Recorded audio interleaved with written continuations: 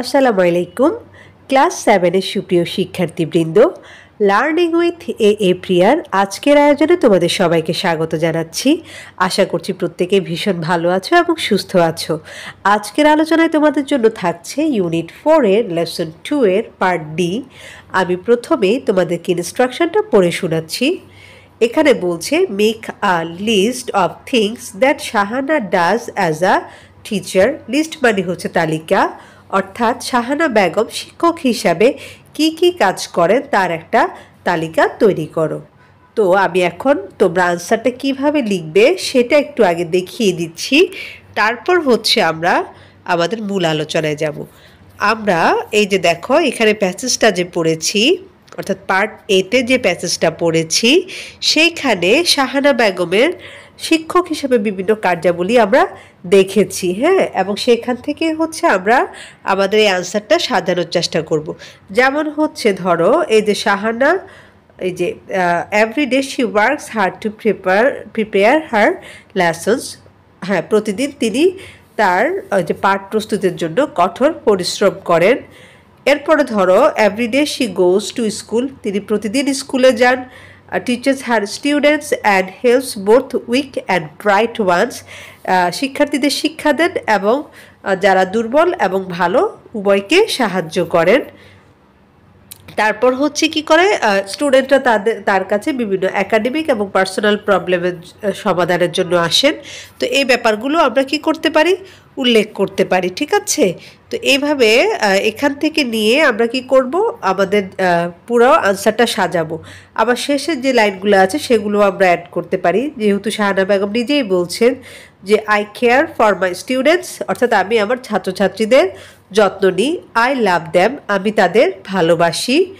I myself demonstrate good behaviour and inspire them to be good, আমি নিজেই কি করি, ভালো ব্যবহারের চর্চা করি বা তাদের সাথে ভালো আচরণ করি এবং তাদেরকেও ভালো আচরণ করার জন্য উৎসাহ দিয়ে থাকি। তো এই যে সেন্টেন্সগুলা বা লাইনগুলা আমরা আমাদের পার্ট এতে পড়েছি, সেটার প্রেক্ষিতে তোমরা কিভাবে আনসারটা দিবে সেটা আমি এখন তোমাদের সাথে শেয়ার করছি। তো আমরা বইয়ের মধ্যে শাহানা বেগম শিক্ষক হিসাবে কি কি কাজ করে থাকেন সে সম্পর্কে যেসব সেন্টেন্স জেনেছি সেগুলোকে কিন্তু আমরা সাজিয়ে আমাদের এই আনসারটা তৈরি করতে পারি। তো সেক্ষেত্রে আমরা প্রথমে লিখবো এরকম যে list of things that Shahana does as a teacher, এটা বলে একটা কোলন দিবে, ঠিক আছে। অর্থাৎ শিক্ষক হিসাবে শাহানা বেগম যা করেন তার একটা তালিকা আমি নিচে দেখাচ্ছি। তো নাম্বার 1-এ বলছি যে everyday she goes to school, অর্থাৎ তিনি প্রতিদিন কি করেন, স্কুলে যান। 2 নম্বরে বলছি যে she works hard to prepare her lesson, prepare মানে হচ্ছে প্রস্তুত করা, অর্থাৎ তিনি তার যে পাঠ তা তৈরির জন্য কঠোর পরিশ্রম করেন। 3 নম্বরে বলছি she teachers her subject with dedication, dedication মানে হচ্ছে ত্যাগ, অর্থাৎ তিনি ত্যাগের সাথে তার যে বিষয় সেটা শিক্ষা দেন, অর্থাৎ উনি উনার যে সাবজেক্ট বা বিষয় তার প্রতি খুবই আন্তরিক, হ্যাঁ, উনি উনার সর্বোচ্চ চেষ্টা করেন তার সাবজেক্টটাকে ভালোভাবে শেখানোর জন্য। এরপর 4 নম্বরে বলছি যে she supports both weak and bright students, তিনি কী করেন, মানে ভালো এবং খারাপ সব ধরনের শিক্ষার্থীকে সমর্থন দেন।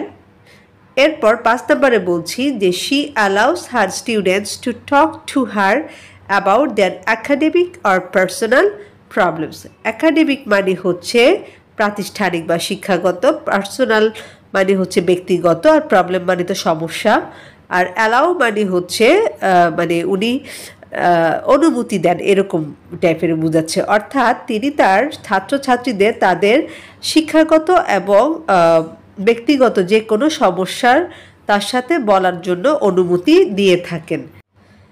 তারপর দেখো 6 নম্বরে বলছে যে she demonstrates good manners and inspires her students to be good.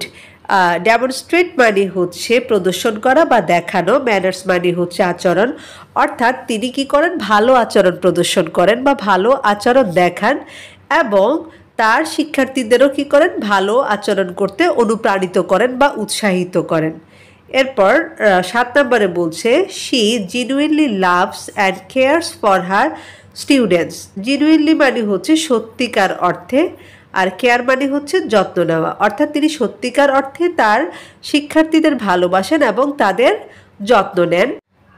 তারপর দেখো সর্বশেষ যে পয়েন্টটা, সেখানে বলছে যে she interact with parents and community members. হ্যাঁ, প্যারেন্ট মানে হচ্ছে পিতামাতা বা অভিভাবক, অর্থাৎ তিনি এলাকার লোকজন এবং অভিভাবকের সাথেও যোগাযোগ করেন। তো এইভাবে করে তোমরা তোমাদের বই থেকে যে সেন্টেন্সগুলো পেয়েছো সেগুলোকে সাজিয়ে কিন্তু সুন্দর করে এই প্রশ্নের উত্তরটা লিখে নিতে পারো। এখন আমি পার্ট ইতে চলে যাচ্ছি। এখানে বলছে complete the passage with words from the box, অর্থাৎ এই যে বক্সটা দেওয়া আছে এখানে বেশ কিছু শব্দ আমরা দেখতে পাচ্ছি। এই শব্দগুলো নিয়ে পরবর্তী পেজে আমাদের যে একটা প্যাসেজ দেওয়া আছে সেটা ফিল আপ করতে বলছে। তো চলো প্রথমে বক্সে দেওয়া শব্দগুলো সম্পর্কে জেনে আসি। প্রথমটা হয়েছে দা, এরপর হচ্ছে পাইলট মানে হচ্ছে বিমান চালক, এরপর হচ্ছে শি, এরপর অ্যান মানে একটি, ইন একটা প্রিপোজিশন, এরপর রয়েছে হচ্ছে অবজারভেশন অর্থাৎ পর্যবেক্ষণ, তারপর রয়েছে ক্র্যাশেস অর্থাৎ চূর্ণ বিচূর্ণ হয়ে যাওয়া বা কোনো এখানে দুর্ঘটনায় কবলিত হওয়াকে বোঝাচ্ছে। ওয়েদার মানে হচ্ছে কিনা বা যদি, অর্থাৎ দুটার মধ্যে যে কোনো একটা যখন বোঝায় তখন আমরা ওয়েদার শব্দটা ব্যবহার করি। আর ইয়াং মানে হচ্ছে তরুণ, দা হচ্ছে একটা ডেফিনিট আর্টিকেল অর্থাৎ সুনির্দিষ্ট কোনো কিছু বোঝাতে আমরা দা ব্যবহার করে থাকি, এবং সর্বশেষ রয়েছে হচ্ছে girl.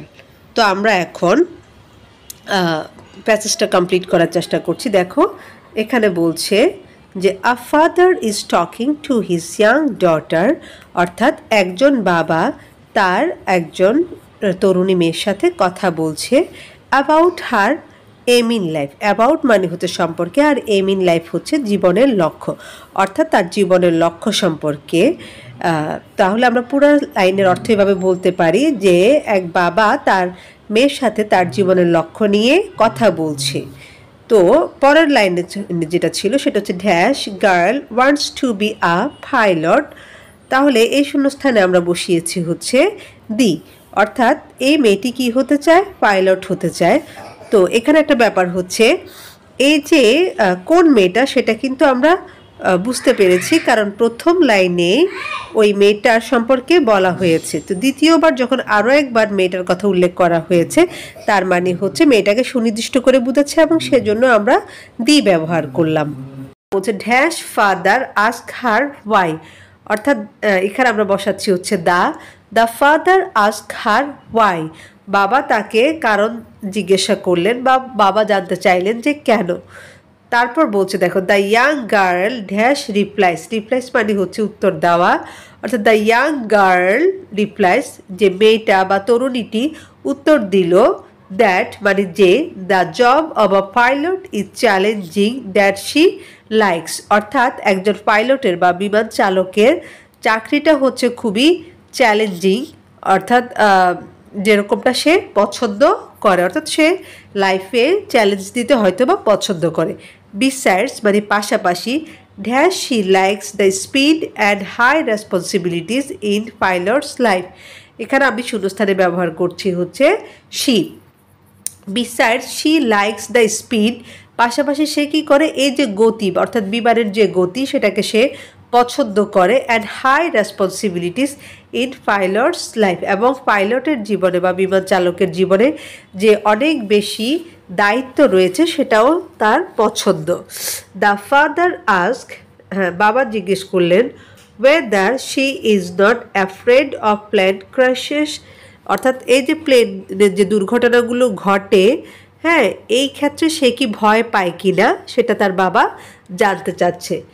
The daughter says dash an accident is an accident, অ্যাক্সিডেন্টের বাংলা হচ্ছে দুর্ঘটনা, অর্থাৎ মেয়েটা জবাব দিল বা মেয়েটা বলল যে দুর্ঘটনা মাত্রই কি দুর্ঘটনা। এরপর বলছে যে the father appreciates his daughters observation and wishes her good luck. Appreciate মানে হচ্ছে প্রশংসা করা, অবজারভেশন মানে হচ্ছে পর্যবেক্ষণ, অর্থাৎ বাবা কী করলেন তার মেয়ের এই যে পর্যবেক্ষণ বা এই যে তার কেরিয়ার নিয়ে যে ভাবনাটা এটাকে প্রশংসা করলেন এটার, and wishes her good luck, এবং তাকে কি করলেন, শুভকামনা জানালেন। তো এইভাবে করে আমরা আমাদের এই যে পার্ট ই এর যে আনসার সেগুলো কিন্তু সাজিয়ে নিতে পারি। ওকে, এরপর আমরা এফ নাম্বারে চলে যাচ্ছি। এফ নাম্বারে কি বলেছে দেখো, বলছে যে read the completed passage in E above. Above মানে হচ্ছে উপরে, কমপ্লিটেড প্যাসেজ মানে হচ্ছে সম্পন্ন করা যে প্যাসেজটা রয়েছে, অর্থাৎ উপরে পার্ট ইতে যে প্যাসেজটা রয়েছে যেটা আমরা অলরেডি এখন কমপ্লিট করেছি, সেটা তোমরা কি করবে, আরেকবার পড়বে। Ask and answer the following questions in pairs. তারপর কি করবে, নিচে যে প্রশ্নগুলি দেওয়া আছে সেগুলি হচ্ছে জোড়ায় জোড়ায় বা দুজন মিলে কি করবে, একজন প্রশ্ন করবে এবং আরেকজন আনসার দেওয়ার চেষ্টা করবে। তো ধরো দেখো, আমাদের প্রথম প্রশ্নটা হচ্ছে what do you want to be. হ্যাঁ, অর্থাৎ তুমি কি হতে চাও। তখন আরেকজন আনসার দিচ্ছে, দেখো I want to be a or an pilot. আমি একজন বিমান চালক হতে চাই। আমি এখানে শূন্যস্থানে লিখেছি পাইলট, এবং পাইলটের আগে অবশ্যই আমরা এ বসাবো এবং অ্যানটাকে আমরা বাদ দিয়ে দিব। আমাদের আনসারটা হবে এরকম, I want to be a pilot, অর্থাৎ আমি একজন পাইলট হতে চাই। কারণ পি হচ্ছে একটা কনসোনেন্ট, আর কনসোনেন্ট সাউন্ডের আগে আর্টিকেল এ বসে। এরপর 2 নম্বর কোশ্চেনে যেটা দিয়েছে সেটা দেখো, why do you want to be a or an pilot. অর্থাৎ আমি এখানে অ্যান আর উচ্চারণ করার প্রয়োজন নেই, যেহেতু আমি শূন্যস্থানে পাইলটই লিখছি। তো why do you want to be a pilot, অর্থাৎ তুমি কেন একজন পাইলট হতে চাও। এরপর আনসারে আরেকজন বলছে যে because I like it or my parents want me two be a pilot. অর্থাৎ কারণটা হচ্ছে কি, কারণ হচ্ছে আমি এটা পছন্দ করি অথবা আমার বাবা মা চায় যে আমি একজন পাইলট হই। তো এইভাবে করে তোমরা পার্ট এফটাও কমপ্লিট করতে পারো। তো আজকের ভিডিওটা এখানে শেষ করছি, পরবর্তীতে পার্ট 3 থেকে আলোচনা শুরু করব। সে পর্যন্ত তোমরা প্রত্যেকেই ভালো থাকো এবং সুস্থ থাকো, আর লার্নিং উইথ এ প্রিয়ার সাথেই থাকো। আল্লাহ হাফিজ।